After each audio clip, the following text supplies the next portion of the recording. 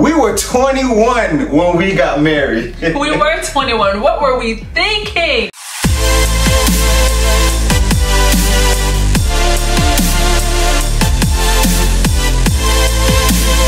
Hey family, we want to welcome you back to our channel. My name is Joshua Fequiere. And my name is SueAnn Fequiere. And we want to welcome you to the F.I.R.S.T. And if you haven't done so already, we want to invite you to like the channel, subscribe, and make sure you comment if you hear anything that resonates with you. You know, the more engagement that we have, YouTube will put our content in front of more people. We're all about building stronger relationships, families, and individuals. Alright, so if you are new to this channel, Sue and I, we've been married for over 14 years now. I mean, we were 21 years old when we decided to get married. And I remember some people that was around us where they raised their eyebrows like, are you guys too young to get married? So today we're going to talk about some of the top reasons why people regret marrying young. And we're going to see if we have any of these regrets. Uh-oh, you ready for this? Are you ready? Okay. Hey, let's go. All right. Let's get it. Let's go. So number one, we have 20 on the list. We'll see if we can get through all of it without making this video too long. All right, let's go. So number one was the marriage was based on physical chemistry. Okay, that's a good. Is that a regret though? Well, I feel like if it was solely based on physical chemistry, it could be a regret because it's like, you know, it's more so of the you know, the physical aspect of the relationship. Yeah. There may not be an emotional connection. So for you, would you say that this is a regret? I don't regret it because there was chemistry physically, but then there was also emotional, intellectual chemistry as well. So I feel like it was, you know, we were attracted to each other, but it wasn't just solely based on the attraction. We had a friendship as well. So this was a no for you. Yeah, I don't think it's not solely based on physical attraction. It wasn't. It's a no for me as well. So number two. But the physical attraction's still there though, right? Okay, yes, you see that blush, all right? All right. You gotta ask these questions, all right? Yes. So number two, they didn't want to disappoint their partner. Hold up, hold up, hold up. You get married to someone based upon disappointing them? Well, let me think this through. Because I can see someone proposing to someone and them saying yes because they don't want to embarrass them at that moment. This is Sue always says this every time we watch a movie and someone proposes to someone and so the guy's sitting there on one knee and the girl is like, she looks uncomfortable. Yeah. So what did you always say you probably would do? For me, if it was me, I would always just say yes and then let them down behind the scenes because bring it to them gently. Yeah, I wouldn't want to embarrass them. No, that makes sense. Right? Yeah. But so in this case, they not only did they say yes, they followed through and actually went and got married. Everything. Just to not disappoint their partner. I'm sorry, bro. No, I mean that's someone. You know, if I don't want to get married to you, you just got to be disappointed. No, that's true. I mean, and some people do that, and they do it not to disappoint their partner. And maybe they think that, well, maybe something can happen even after the marriage where we can kind of grow and maybe begin to have that connection, and it just never happens. Okay, they married only to experience a life change. Oh wow! I mean, that's not something that I think we did, but you know, it is a life change. It is a life change, but I think it's probably saying that they did it to escape the former life almost. Yeah. Maybe they wasn't satisfied in life, and so they married thinking that it would turn everything around, and I can see how that can happen. Yeah, I mean, I get that because if there's someone that's in a place where they want to get out of, like, you know, you watch these movies and they just want to get out of where they are, they want to move somewhere and do better for themselves. Yeah. So some people may think that getting married will be like the best way of escaping their truth at that moment in time. Yeah, yeah. Number four. All right, number four says they married an unsupportive partner. This is very, very critical to know who the person is that you're getting married to.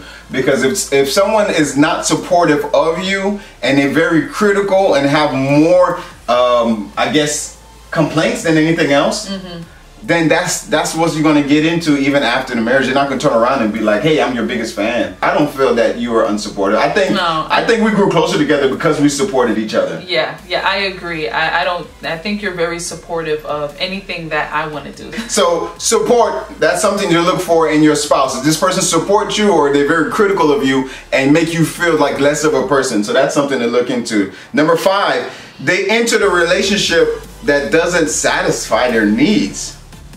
Yeah, I mean, my needs are satisfied. Okay, I mean, mine's are too. Yes. Okay. Make it short. So I guess, what kind of needs are they looking to be satisfied by, or by the other person? All of them. They're looking for all of your needs to be satisfied. Okay, so they entered a relationship that doesn't satisfy their needs. So was their needs, not being satisfied prior to marriage? I guess it depends on what kind of needs they're talking about. They want all their needs satisfied.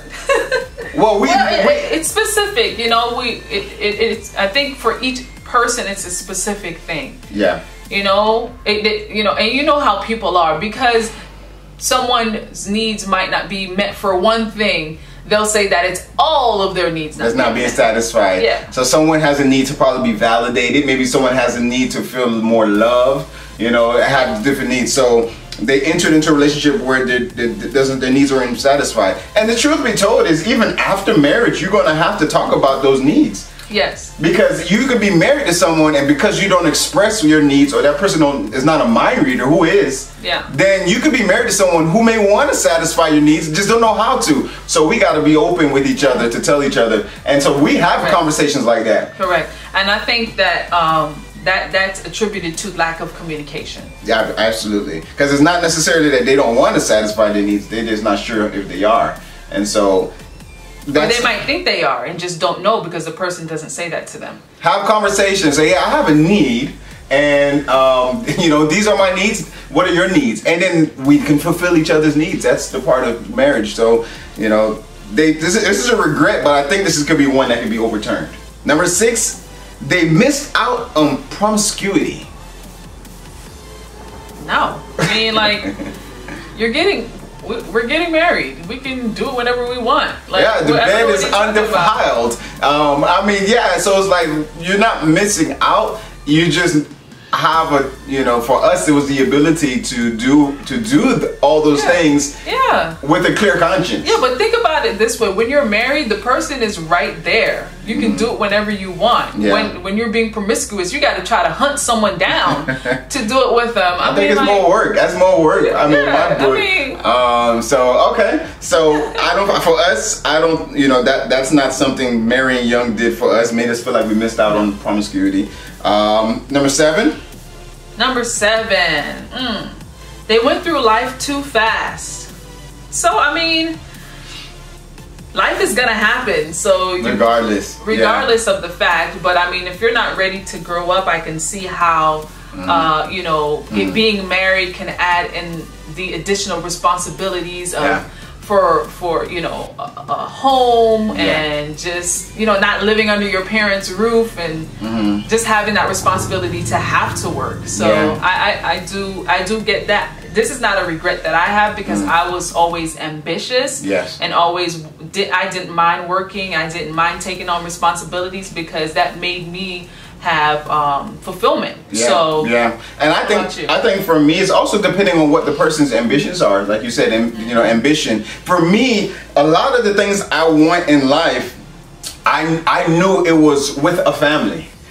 And you know what I mean? That was just something personal for me. I knew I wanted to be married. I knew I wanted to have kids. We wanted 3 kids, and then things happen to things. And so now we have 4 kids, and I'm still trying to work out the dog thing because now Sue scratched that out the deal. But for us, so that's something that I wanted, and I'm happy about it. So I don't feel like I missed out on life. I feel like this is the life that I wanted, and we can still build a life through even at this point. Number 8 was they lost the freedom to be spontaneous. Yeah, I don't feel that way. I feel like we're spontaneous together. Yeah, Josh and I we're we're goofy, we're fun. We try to have as much fun as we can. Yeah. We like to believe that we're still kids.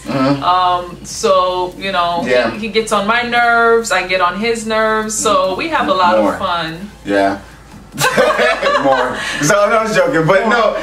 And number 9. Yeah. They lost their single friends. Ooh, this is a good one. And you know, honestly, I would say that this one kind of resonates with me. Because not that I completely lost touch with all of my single friends, but when Josh and I got married, because we were so young, all of our other friends weren't married. Right. Or planning to get married as of yet. So it's kind of like, you know, you're in a different space, you're adjusting. So there was that adjustment period. But not only that, Joshua and I, we lived in Tallahassee at the time. So we were away from everyone. So I think that was a factor that also played a role in, you know, missing out on being around with our friends at the time. So I would say that I lost touch with some of my friends, but then, you know, full circle around, we reconnected, and you know, we're all still friends till this day. Yeah. What about you? I don't feel like I lost touch. I feel like, you know, like you said, things kind of changed, you know, dynamics. And then, but like you said, it's, you know, everyone started to experience life. And then it's like we all kind of started to become in line again as people started getting married and having kids. And so it's like, you know, it was the dynamics may have changed a little, but for me, I don't feel like I lost touch. Yeah. Okay. All right, you guys. So we're just going to do 2 more, and then the rest we'll throw in the link below. And just to kind of see what some of your thoughts are, if any of them may have resonated or anything we've said, you know, if it spoke to you. So the last 2, one says that they feel like they don't know their partner.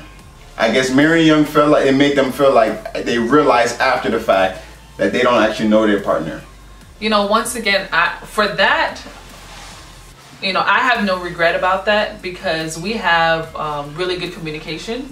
Yeah. And I feel like when something like that happens, it's because of the lack of communication. Yeah, I think for us, we had a foundation because we were friends for like 5 years before we got married. And so I felt like as friends, you know, before you kind of go into that space of a relationship, you know, you're a little bit more yourself. And so we got a chance to know each other and how we respond to specific situations. And so I don't feel like I had that regret. I feel like I knew who Sue was prior to getting married. And so, because we had that time before we even started dating. It's not that you're not going to change. You're going to change as people. You're going to evolve. You're going to, you know, develop.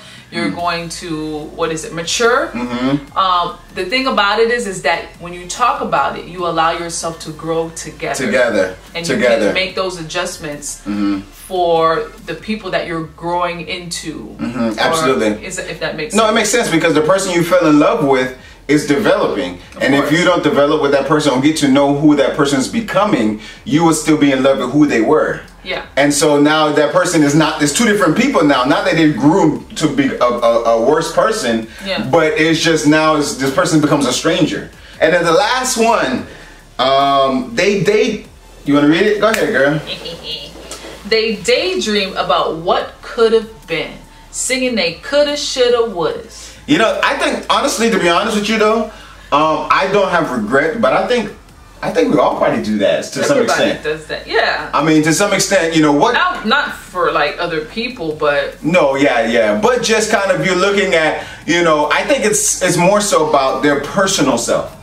You know, maybe some of the things that we pursued, some of the things we didn't pursue, and so what things would have been like if this would have happened, if that would have happened. So I don't think it's more so regret about getting married. It's just maybe some of our own personal or my own personal things that I can say, you know, what could have been if I stuck with this. It reminds me of that movie that we watch every year around this time for Christmas.